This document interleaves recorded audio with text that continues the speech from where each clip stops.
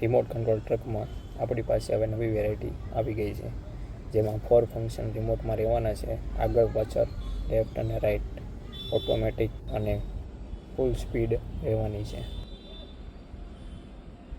બોક્સની અંદર આ રીતનું આખું સેટઅપ તમને મળી જવાનું છે.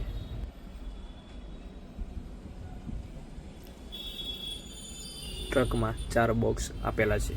તેમાંથી એક બોક્સની અંદર તમને તેનું wire cable, charger, rechargeable battery તેમજ ડોક્યુમેન્ટ મળી રહે છે. આ છે બેટરી ચાર્જ કરવા માટેનો કેબલ.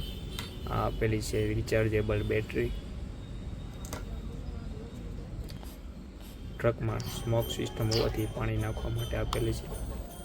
આ રીતે પાણી નાખ્યા પછી પાણીના આછા સ્મોક થશે. રિમોટથી તમે એને આગળ પાછળ તેમજ લેફ્ટ રાઈટ ચલાવી શકશો.